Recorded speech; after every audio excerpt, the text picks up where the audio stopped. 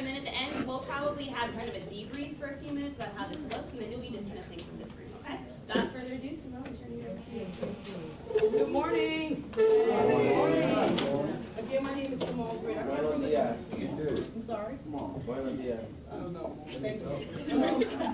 I come from the community office. I'm here to introduce our speaker for this morning. Again, this is our Real Talk speaker series that we have every other quarter, where we bring in our influential speakers around the country to come speak to our juniors and our seniors to be engaging and motivating for you all. And it's all for you. It's not for those, it's all for you. And this morning, we have our guest speaker is Dr. Steve Perry.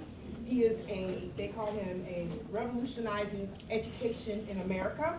He's a national icon in education, a change agent who is tireless in his fight for providing equal and competitive opportunities for children who otherwise will not have a voice. His mission is simple, okay? It's high quality education with college-bound opportunities for children in poverty and low-income areas who needs better assistance. In his belief that in order to best educate your child, you must treat them and their family as your family. He exemplifies his practice throughout his work in schools and in school communities throughout the country. Dr. Perry's commitment to excellence started as a former principal of what is considered by the U.S. News and World Report the top schools in the country, Capital Preparatory Magnet School in Hartford, Connecticut.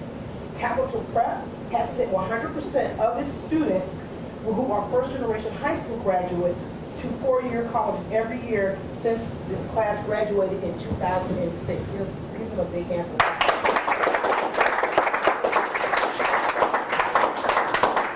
Subsequently, the success led him to start Capital Preparatory Schools in 2012 with the objective to open schools that provide as many low-income student families with an educational experience that he considers a right, not just an opportunity. As head of schools, Dr. Perry has been instrumental in advocating for and developing and opening the Capital Prep Harbor School in Bridgeport, Connecticut in 2015 and 2016. And in 2016 and 17, he will open up a Capital Prep High School in Harlem School in Harlem, New York, and will continue to expand as he moves forward in high-performing schools. Dr. Perry is completely committed to closing the educational inequities that plague our youth and families in low-income communities. He considers the current state of education as being in crisis, and when he speaks, it is a call to action to ignite an urgency to save our children. His words are personal, brilliant, and heartfelt, motivating people throughout the country to take action and become active in educational reform to save our communities. His passion, advocacy, and commitment to education can also be seen in Essence Magazine as a columnist. He is a contributor for CNN and MSNBC, and he is the host of the #1 docudrama on TV1, Save My Sons. He shares his keys to success and calls to action in his latest best-selling book entitled Push Has Come to Shove, Getting Our Kids the Education They Deserve, even if it means picking a fight. Ladies and gentlemen, please give your big Tech Prep welcome, Dr. Steve Perry.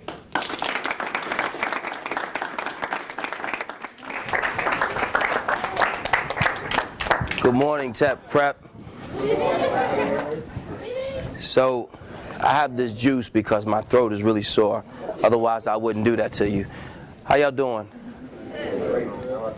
I'm real good. We're gonna have a real conversation. Because what I sense is there's a realness in this room, and if you want to be real, then we're going to have a real conversation about what is really what. There's a gentleman by the name of Carter G. Woodson. He wrote a book called The Miseducation of the Negro. Excuse me. The Miseducation of the Negro, one of the things that Dr. Woodson discussed was how black people were led to believe that they deserved a particular position in the back. He said that once you control a man's mind, his body will follow. He said if you, in fact, do not have a back door after sending them so many times to the back door, that they will cut one for themselves. Do you understand what that means? Yeah. What that means is when you get used to being in the back for so long, you believe your place is in the back. You believe that the expectation that is put on you is that you sit in the back. That you be in the back, you be behind, you always be last. And if the opportunity presents itself to you for you to be first, then you'll still go in the back. I heard one of your teachers ask you 3 times in a row, y'all move up front. Come on, move up front. Somebody please move up front. Until people had to literally come and grab people from the back of the room and then ask them to move up front, only for them to move 1 chair forward.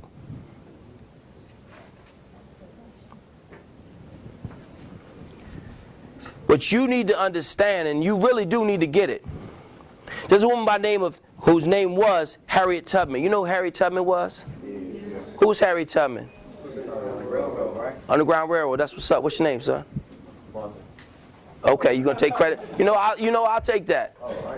But you know what? But I'll take it though, Devontae. Underground Railroad. What did she do? Got people out of slavery. No, she said one of her greatest challenges was? Making them. What's that? Making them go forward instead of running back. Okay. What's your name? Jasmine. I like that, Jasmine, because that's exactly what she was saying. What she said was making them go forward instead of letting them go back. She said something even more compelling than that. What she said was she could have freed more slaves if more people had known they were slaves. So put the combination of 2 things together. If Dr. Woodson says you keep getting sent to the back, you will go to the back when there is no back door for you to enter through.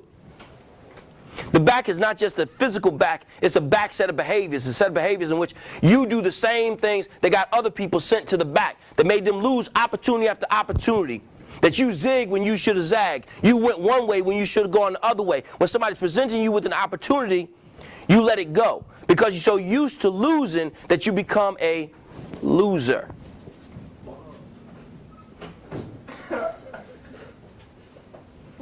And so what Tubman said was, she could have freed more slaves if more people had known they were slaves. What she was saying was, there's some people who got so comfortable in their servitude, being told what to do, treated any old way, treated like cattle, like dogs, or worse. That they got so used to being treated that way, that in fact, she could not convince them that they were even human. That they had a right to live a particular lifestyle, a right to read and write, a right to do math and dream big dreams. She was trying to make it plain back in 1864. She was trying to make it plain. Dr. Woodson in the 1930s was trying to make it plain that black people, y'all need to wake up. See, Dr. Hintz and the team that you have here has busted their behinds to make what is clearly a stunning campus. This is gorgeous. This building is fantastic. And you have no idea the level of work that it takes for him to be able to bring together the resources to make it possible to build this facility. Because there are people who believe that you don't deserve this. Because they have been convinced, like many of us have been convinced, that you're going to go to the back door anyway. You're going to sit as far back as possible and leave the front rows open. That no matter how fantastic the building, no matter how compelling the instructors, no matter what they do, you've been trained as babies that you belong in the back. So you work your way towards the back of rooms and buses and anything else where there is a back. Wherever there's a back, that's where you go. See, the only reason why one would do such a thing is because they believe in their soul that that's where they belong. And even when invited to the front,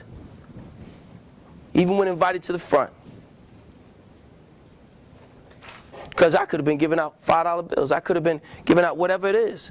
Or the person who was telling you that could have had your best interest at heart,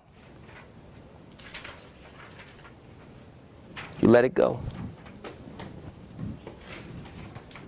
You see, in order to free a person's mind, they have to first acknowledge that their mind might be enslaved. And what's so frightening is that at such a young age, in such a modern time, when the rest of the world is coming to this country to take what should be yours,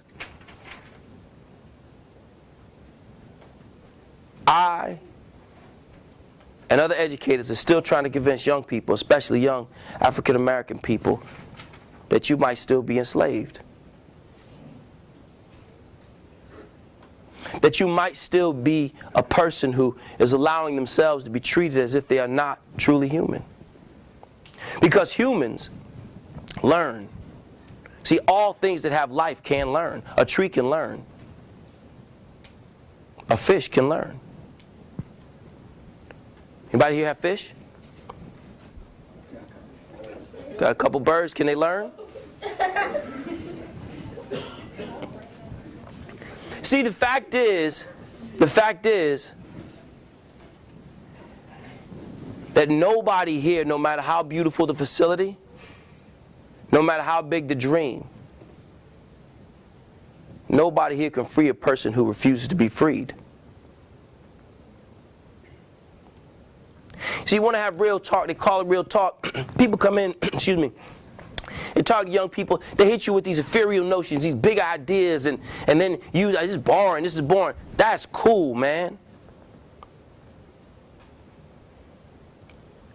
But the fact is, you want to have a real conversation, I got to let you know where you really are.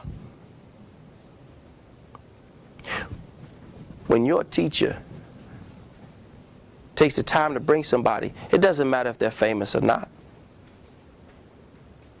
Doesn't matter if they've been on TV, doesn't matter if they're open to school with Puff, as I am. Doesn't matter if they travel the world, as I do. Doesn't mean any of that stuff. If I was a cat from around the way, they felt like I was meaningful enough to you to be able to impact your life, and they say, come up front, then damn it, come up front. Make it simple.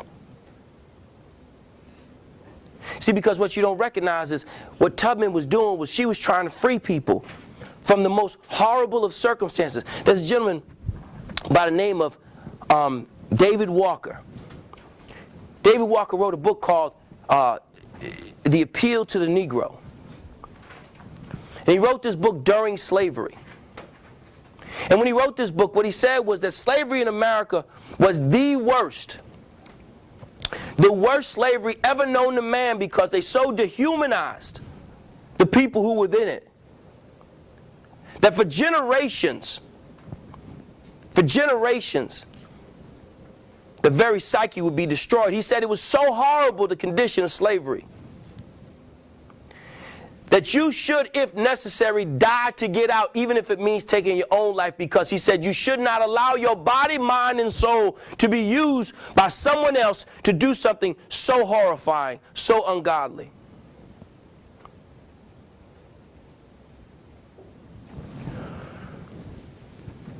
See, the fix is in, man. If y'all really knew what was what. Because what happens sometimes when you're a teenager, especially when you're a teenager, you grow up in certain communities, you feel like you know certain things. Especially when you might be the most adult person in the house, you feel like you know some things. Like when you got the most education in the house, you feel like you know some things. When you might do some things on the outside, you feel like you know some things. You feel like you invented this stuff. You didn't, Chief. You're just playing the game the way the game has been played. And more important than that, you're being played by the game because you keep playing the game. Because real talk, if you were trying to beat the system, then you would stop becoming a part of the system. One of the things you do is you do everything you can to create opportunities for yourself. When somebody loves you, they take the time to tell you the truth. They take the time to tell you the truth. They want you to know what's what.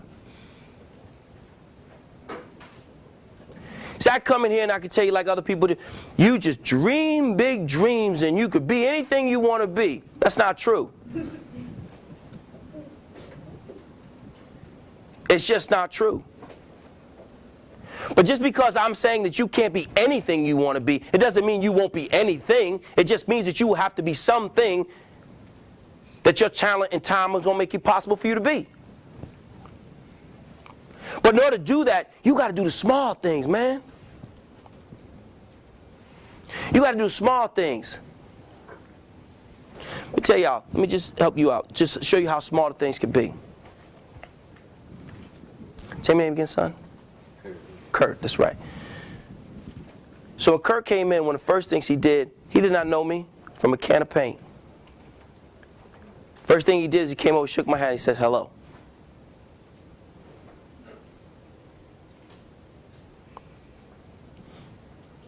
I gotta help you, sis. I must be the funniest person on earth.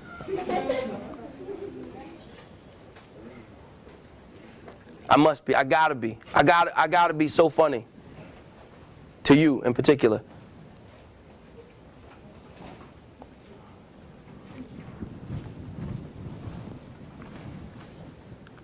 When this young man came over to me and greeted me, he showed me there's something special in him.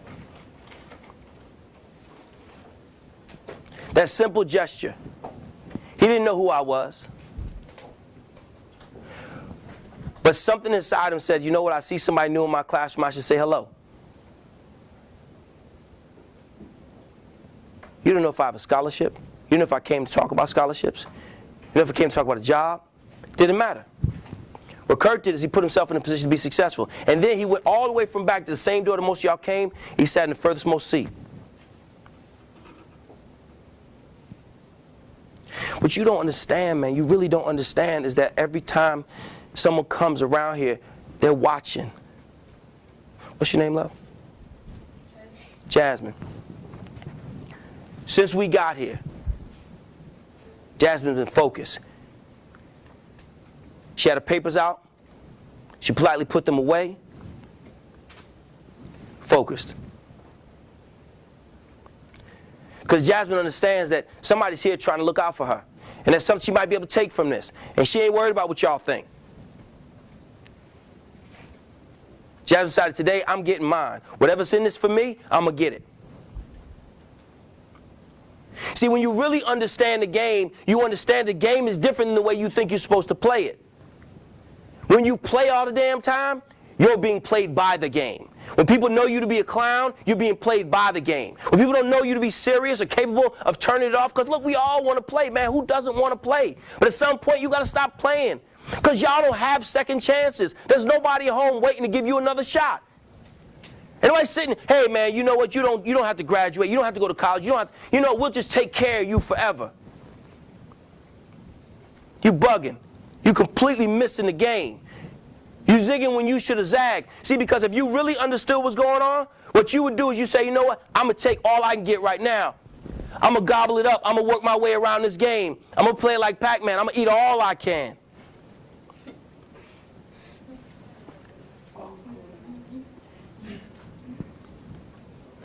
Because there is something chasing right behind you. And it's going to catch you if you slow down. These conditions around here are designed to destroy you. They're designed to destroy you.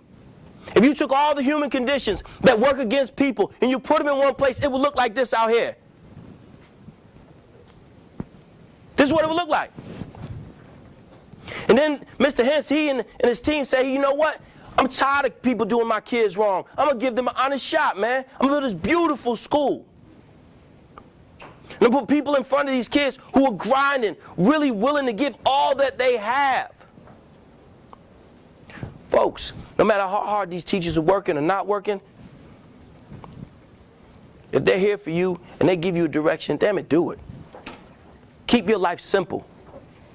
See, because you don't have the time, I need you to understand that more than anything. Please, one of the challenges of youth, one of the biggest issues in youth is that you have the impression that tomorrow is promised. But what I know about a lot of y'all, if this is where you're really from, this is where you really live, you know people whose tomorrows ended real fast, don't you? Who ain't gonna make it to tomorrow, right?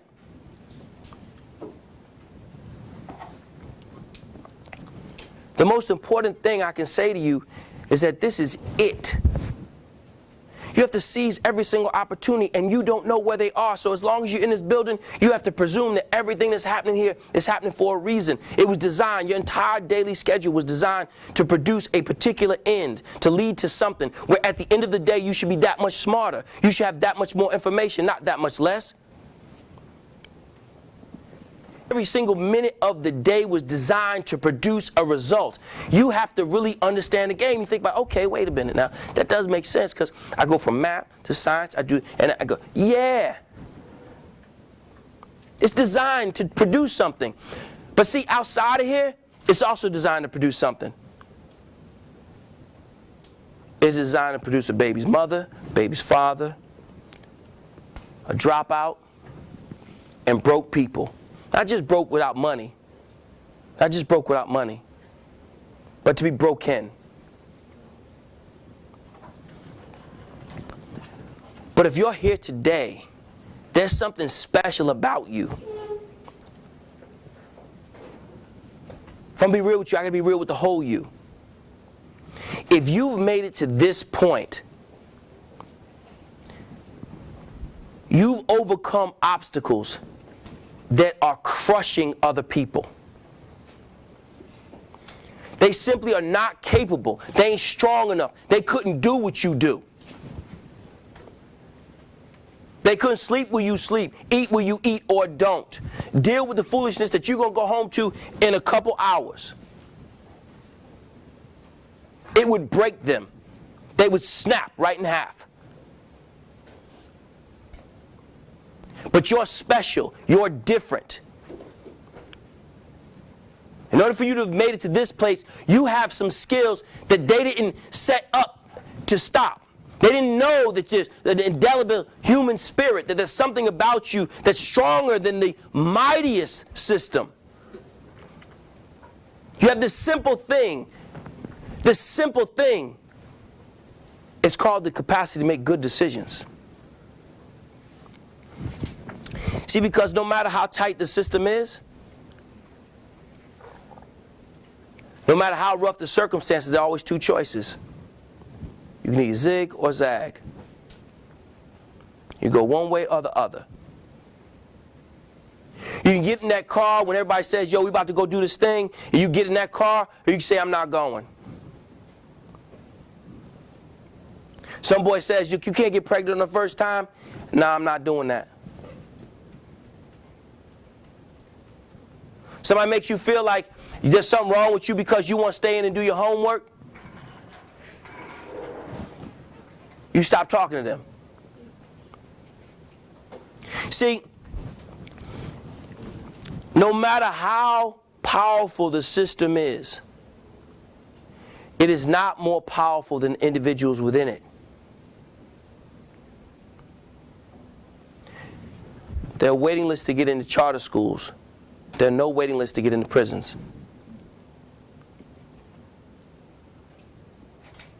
If that is so, then you should know, if nothing else, that there's room in this country and culture to lock us all up. But there's not enough room to send us all to great schools. But you made it in. You made it in and you made it to this place. Which means that you know better. Which means that you understand that when a teacher tells you to do something, just do it, man. Just make it simple. When somebody takes the time out to show you how to do something right, be appreciative of it. See a stranger, especially in your building, greet them. Be polite to them. And never leave the front seats open again.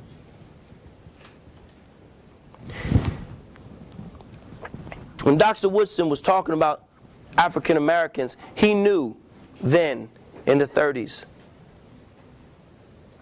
that we had been so badly beaten by a system that was designed to ensure that we always stayed at the back end, that he was trying to appeal. So add my voice to the many who've come before me, who looked into a room such as this and said, wait a minute, man, don't let it happen again. Don't fall for the okie doke, please. Don't think this is the way it's supposed to be. In your heart, you know it ain't supposed to be like this. You know, I didn't know that I was going to go to college, and I definitely didn't know I would go on to get my doctorate. I just didn't. I'll be completely honest with you. I stayed back in the 3rd grade. I used to get in trouble all the time. I still struggle to read. I do. I have to work really hard. I have 5 books that I've written. I still have to work really hard at reading. My father was in prison by the time I was your age. My youngest brother just got out 3 weeks ago. The numbers added up to this wasn't supposed to be. I wasn't supposed to be here. But maybe I was. Because I am. Not because of something so great about me, but the difference between my friends and I is that it got to the point where some of the stuff that we used to do just got old. Just got old after a while. It wasn't that I wasn't. What's that? Is it not that you made better choices? Exactly. Just got to the point where I looked up and I decided, you know what? If I don't have money for this stuff, I'm not going to take it out the store.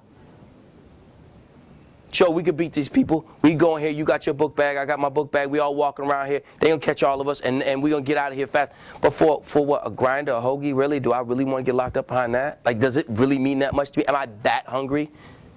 I'll just go home and make a mayonnaise sandwich.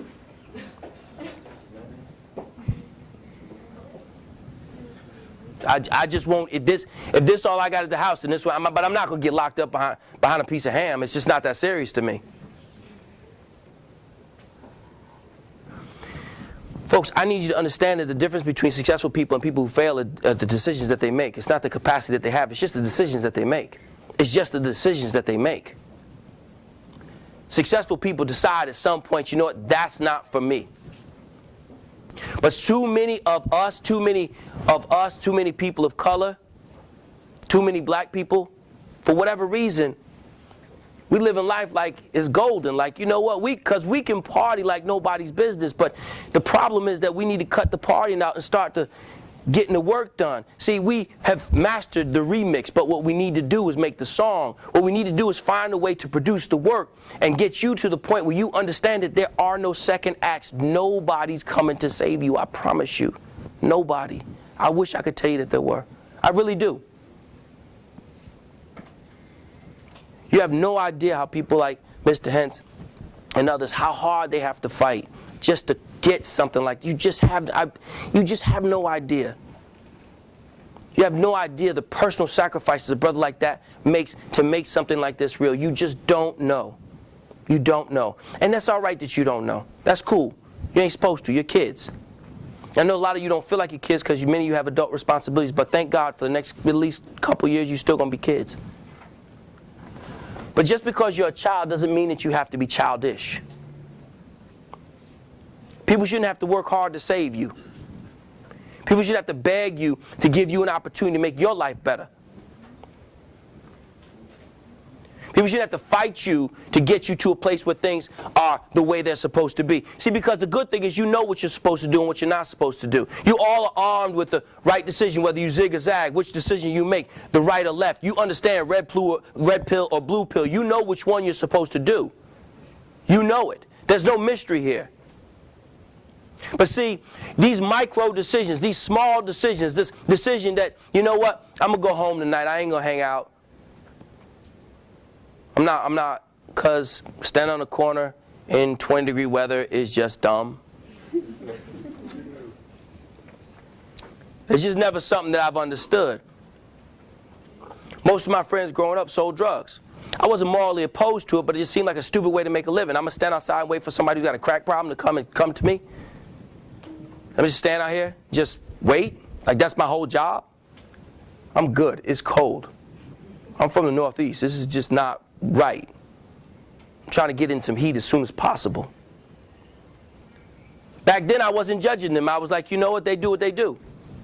Now I am, because I understand now the implications of such decisions. The point is this, in our community there are not a lot of opportunities. And so when you get them, you got to do everything you can to hold on to them. At one of our schools recently, I bought a child a uniform. I buy kids uniforms pretty regularly, not because I want to. But I bought a kid a uniform and he said he lost it because he's homeless. He said he lost it. Now many people looking like, wow, that sucks, he's homeless. I'm thinking it sucks you lost that uniform I bought you.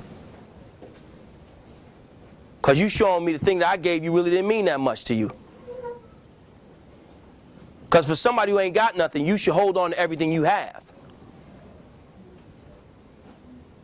See, when you start to think of the world differently, you start to see the world differently. You start to see that just because you're in a set of circumstances right now, that doesn't mean it has to stay that way. It doesn't. The only reason it stays that way if you keep doing the same things you've been doing. Keep making the same simple decisions. Keep hanging around the same people who ain't going nowhere. And you know this. I mean, I don't have to tell you. That's why people always ask me, can I come talk to your kids? No. Because most of them will come and tell you the same thing. Tell you stuff that you already know. It's up to you whether or not you say no to drugs. That's your thing. You do what you want to do. But I'm going to tell you right now, I know how the thing works. I know how the story ends. And damn if I'm going to sit there and chase somebody who doesn't want to live. You don't want to live? Cool. Have at it. But I'm living among the living. The young people who want something, who want a better life, that's my team. Team life, that's my team. I don't care where you came from. I don't care what your circumstances are. As long as you want better, then you and I want the same thing. As long as you're willing to make the simple decisions easy, keep it simple, man. Somebody tells you college application needs to be done, damn it, do it. Just do it. Why did I beg you to do something? They already have a degree or 2 or 3. Why should somebody beg you to do something when they try to put you on? Just imagine that for a second. You trying to show somebody how to do something, trying to show somebody how to do something, trying to show somebody to do something that you already know how to do and that you already have. And they half acting like they don't want anything to do with it. Like, I'll get to it when I get to it. You know what? You get to it when you get to it. But I'm not going to stop my life until you figure out that you want to do what you know you're supposed to do. The people whose lives are the least successful are the ones who complicate the simplest things. Simplest things like getting up, getting dressed. If that's hard for you, you can't have a good life. Getting somewhere on time, all the time. And not acting like you did something like split an atom because you got to class on time. Expecting credit for something that really you should just be doing. The people who have the most successful lives, and I know some people who've done really, really well, and I'm very good friends with some of these people. Every single one of them have the same story. They did the stuff that nobody else was willing to do. How many of you know of seen Steve Harvey? Right? Little brother was homeless for 3 years. As an adult, with kids. Brother Steve used to sleep on buses. He used to wash in hotel bathrooms. I've been to a couple of his homes. His homes look like hotels now. But the thing that I get when I talk to him is how humble that cat is. How hungry he is to learn more and more. I told you I'm opening a school with Puff. That's true. We're opening a school together in Harlem. It was his idea. He said he wanted to start a school. Said he wanted to help young people. When I talk to him, we don't talk about music because I don't really know that much about music. Most of the music y'all listen to today I think sucks. Like I just really can't get it. Like I don't understand it. Like I really don't understand it. I'm sure you love it and that's cool for you. But it's just not for me. I'm stuck in like the 80s and 90s. Like I'm just that kind of guy, right? That being said, every single time I talk to this dude, every single time I talk to him, he's always asking questions. Guy's worth $500 million. He's always asking questions. Always asking questions. Always. So what do you mean? What do you mean when you say that? So wait, hold on. Explain this to me, Doc. Can you just tell me, take that back from me one more time. He's humble and hungry at all times. At all times. Any chance he can get to learn something new, he is going to take it. See, meanwhile, what you see is you see this bombastic personality. You think, oh, no. Both Puff and Steve Harvey, every single time I'm in a room with those two cats, all they're doing is asking questions. That's all they do, is ask questions. You're not supposed to know all the answers. You're kids. You're not going to be kids for much longer.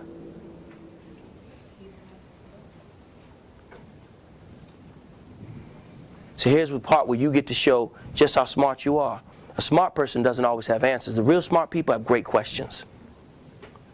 The smartest people you will ever meet have fantastic questions because they're thinking, because they want to learn.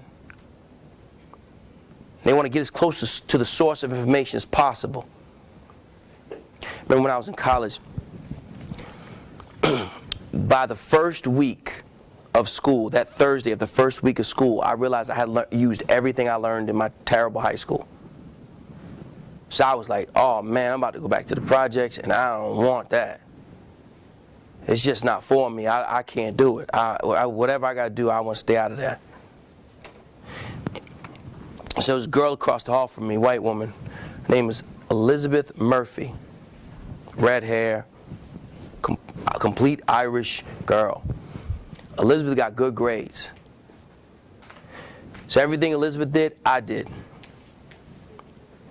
She take out 2 highlighters, I took out 2 highlighters. She opened her book, I opened my book. She listened to rock music, I was listening to rock music. Whatever she did, I did. Because I figured, you know what? If she's beating me now, I got to figure out how she beat me, right? I got to get humble and hungry. I got to figure out what she's doing.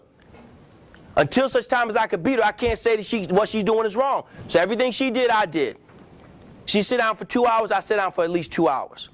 Everything she did, I did, until such time as my grades became higher than hers. See, because this is what I was trying to explain to you. There's something special about you. And if you really embrace this, the challenges that are put before you, all they've done is make you stronger. They've made all of you stronger. You're stronger than average people. You don't know that because so often you find yourself at the back of the room, at the back of the community. So you think that that's just where you are. You don't understand. The fact that you're still in the race shows that you're very different than you are giving yourself credit.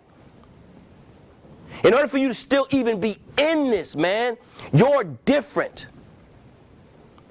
And if you truly embrace that, if you think, well, you know, it does make sense, because if these people start off with a head start and I'm still in the race, then damn, I must be pretty fast and strong.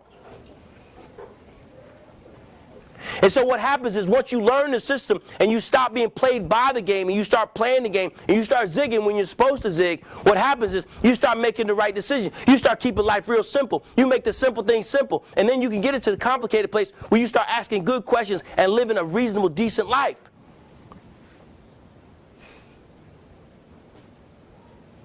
Then things get real good. If you only knew just how powerful you are, that you could live under these conditions and survive. If you only knew,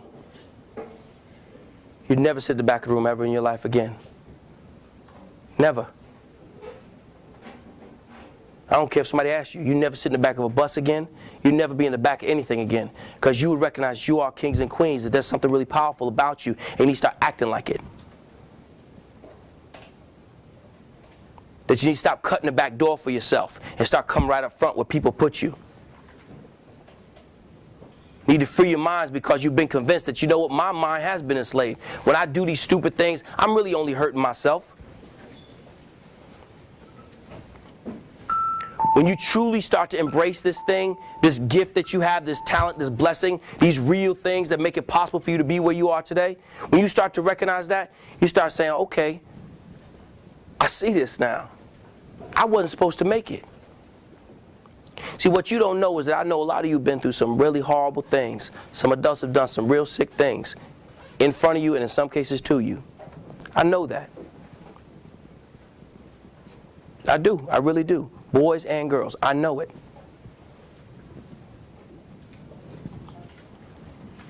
But you're still here. Think about that. Those things should have broken you into pieces. They should have shattered you like glass, and they didn't.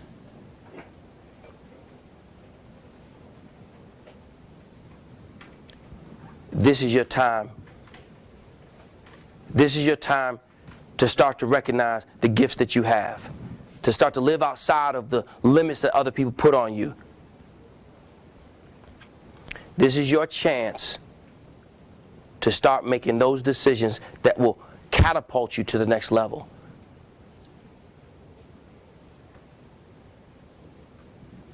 It's really simple now. You keep the simple stuff simple. And when it gets complicated, which it will, you'll recognize that you are too gifted for the system to beat you. I'm going to finish here and I'll answer a couple questions real quick. The only thing that I'm afraid of for you is that some of you don't realize how far you still have to go and how much work it's going to take for you to get there. But the biggest fear of all is that you don't realize that you have everything you need to get to where you need to be. And you therefore quit. Thank you so much for your time and attention.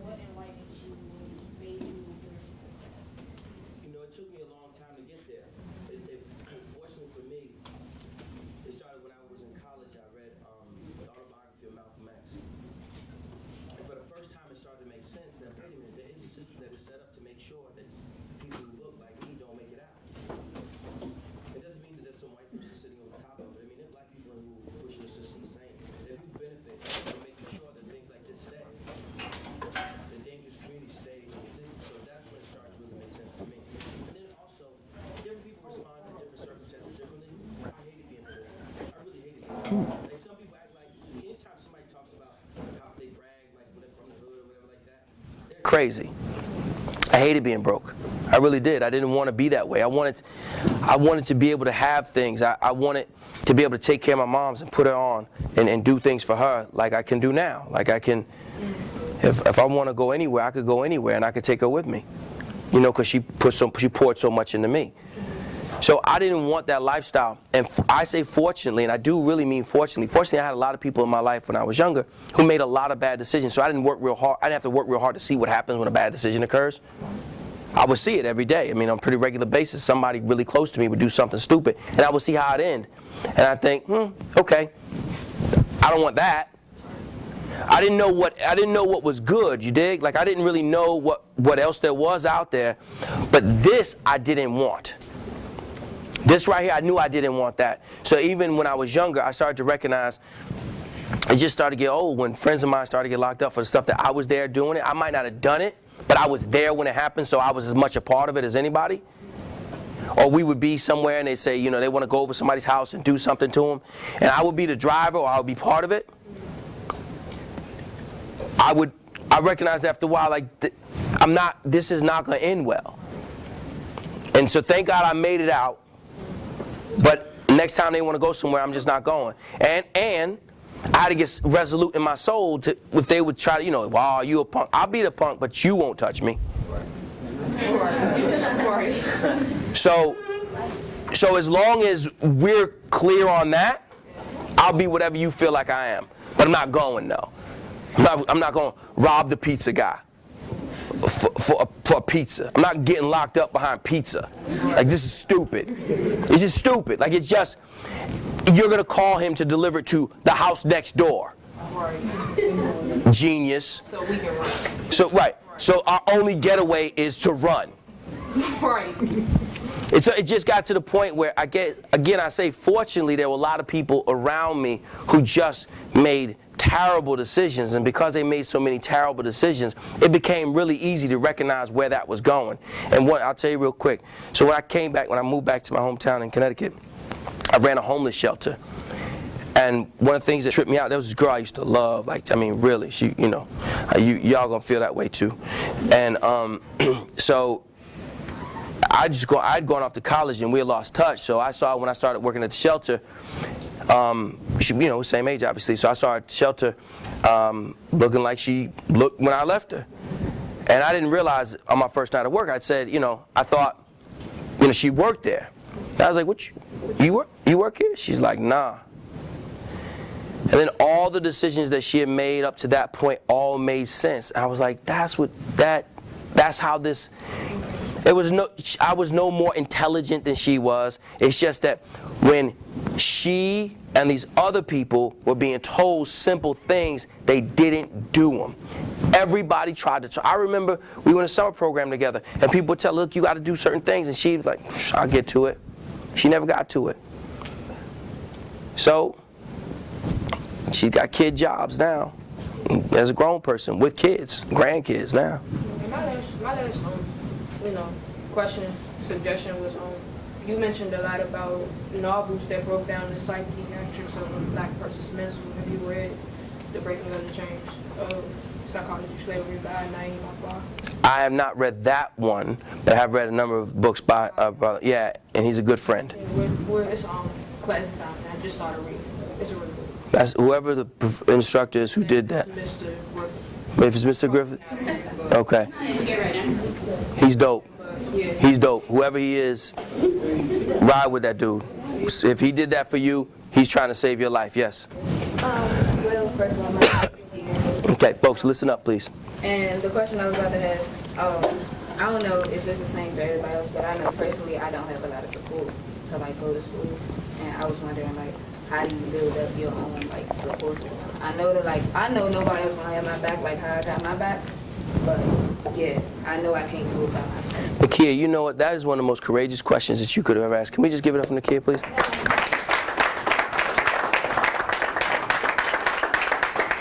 Believe it or not, what you put out into the world does come back to you. So when you put it out there that you need help, believe it or not, you will get help. You will be surrounded by people who will, in fact, make it possible. But what you also have to do, what I still do, is when I meet people who are doing things that I want to do, even if I don't know if I want to do that job, but let's say they drive the kind of car that I like, or they live in the house that I want to live in, a neighborhood that I want to live in, a piece, I'm always asked, so how'd you get there? What'd you do? How'd you do this? I mean, still to this day, I had a meeting this week. There's a brother who was talking about investments. I don't know about investments. I make a little bit of money. I put it somewhere where I know where it is. Excuse me, it's not real complicated. But his cat was talking about, he's talking about investments in a way in which it sounded real smooth. So I was in the meeting for a different purpose, and he wasn't even talking about that, but he was just mentioning it as a metaphor. He's like when I do X, Y, and Z, or simile in that case. And so when he did that, I made a mental note to myself to call him and say, hey, brother, I know we weren't talking about this in the meeting, and this is going to sound kind of crazy, but you do investments? Can you tell me about that? And then, most important part, like I said, smart people ask questions, is listen to his answer. And the same thing is true with you. You will build a support network. I absolutely promise you, as long as you keep that approach, you stay humble and you stay hungry, people will find a way to your door. And you will find people who want to help you.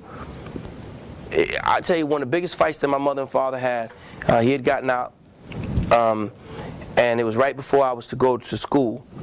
And they had to, it was like $1,400 they had to come up with. It was the last part of it. I worked all summer. I worked 2 jobs. I'd done all I could. But I just need a little help from my parents, just a little help. They weren't together, and they hadn't been together, thank God, for a long time, because they were bad together. And I remember they had this gigantic, almost got physical again, fight.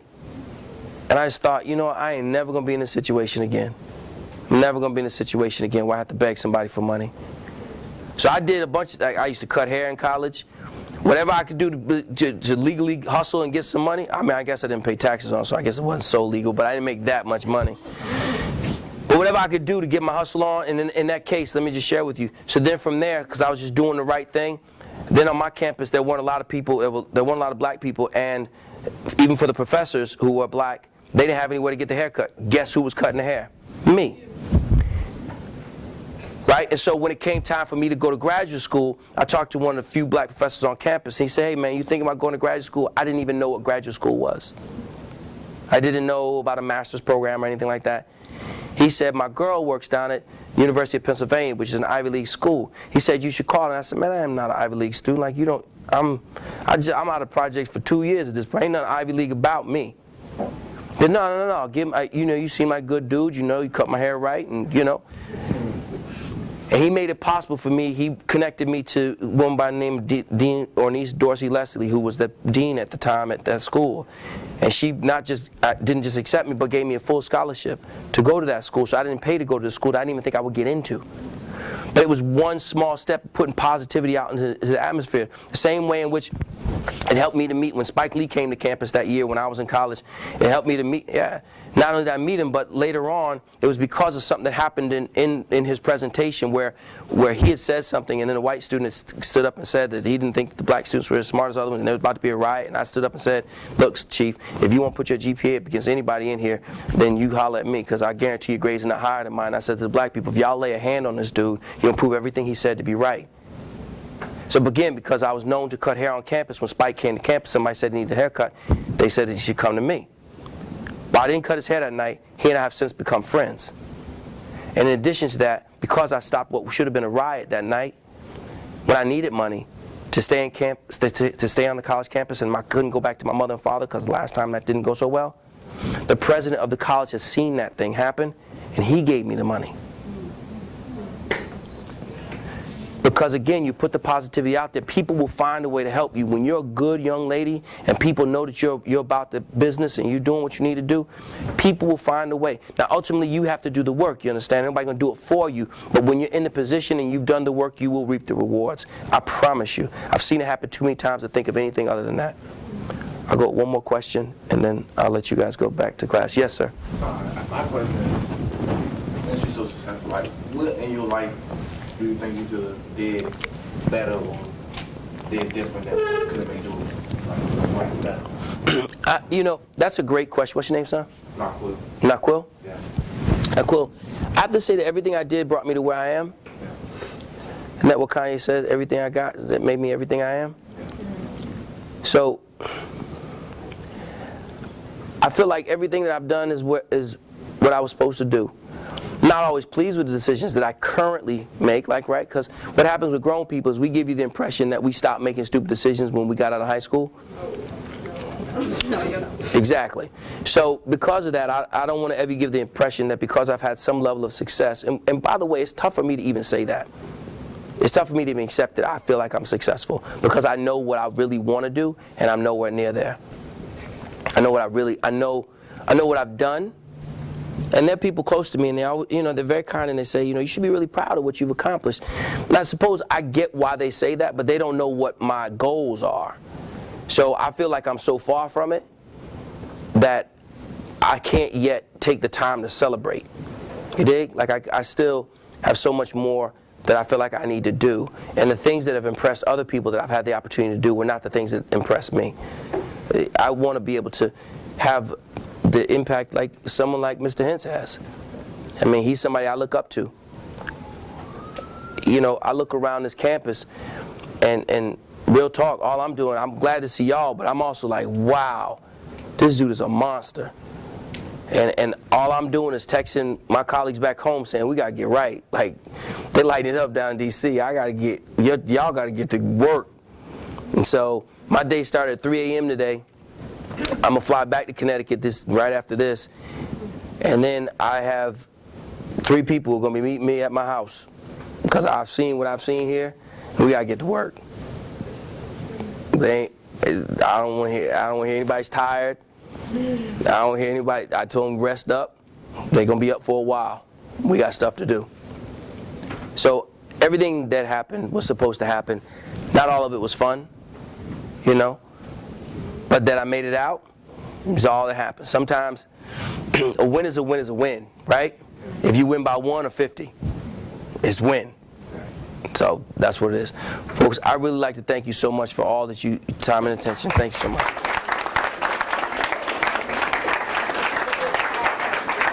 What's that, babe? Have a safe